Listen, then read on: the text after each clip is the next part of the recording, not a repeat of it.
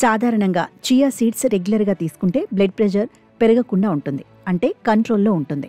BP సమస్య ఉన్నవారు రోజు చియా సీడ్స్ తినటం మంచిది.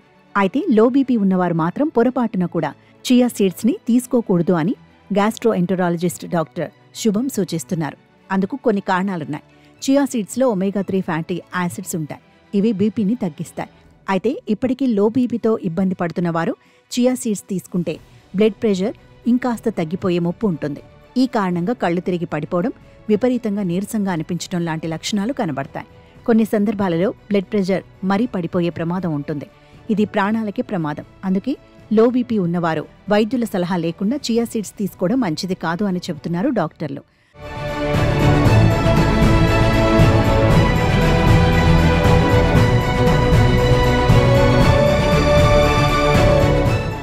రక్తం మరీ చిక్కబడితే సరఫరా కష్టంగా మారుతుంది.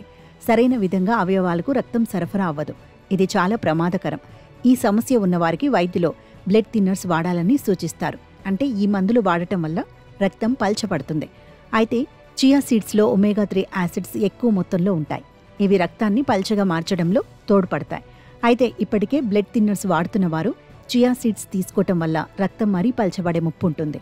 ఈ మెడికేషన్తో పాటు చియా సీడ్స్ కూడా తినటం వల్ల రియాక్షన్స్ వస్తాయి. ఇప్పటికే గాయాలై తీవ్ర ఇబ్బందులు పడుతున్న వాళ్లు వాడితే ఇంకాస్త ఇబ్బందులు ఎదురయ్యే అవకాశం ఉంటుంది. అందుకే బ్లడ్ థిన్నర్స్ వాడేవారు చియా సీడ్స్ని వీలైనంత వరకు దూరం పెట్టడమే మంచిదని డాక్టర్స్ సూచిస్తున్నారు. ఇక్కడ ముఖ్యమైన విషయం ఏంటంటే పెద్ద పేగు పూత లేదా ఇతరత్ర జీర్ణ సమస్యలున్నవారు చియా సీడ్స్ అతిగా తీసుకోవటం వల్ల జీర్ణ సమస్యలు తీవ్రమవుతాయని చెబుతున్నారు గ్యాస్ట్రోఎంటరాలజిస్టులు. ఇప్పటికే ఈ ఇబ్బందులు పడుతున్న వారిలో గ్యాస్తో పాటు పొట్ట ఉబ్బరంగా అనిపించడం పెరుగుతుంది. అంతేకాదు మలబద్ధకం, డయేరియా లాంటి సమస్యలు వచ్చే ప్రమాదమూ ఉంటుంది. పొత్తి కడుపులో విపరీతంగా నొప్పి వస్తుంది.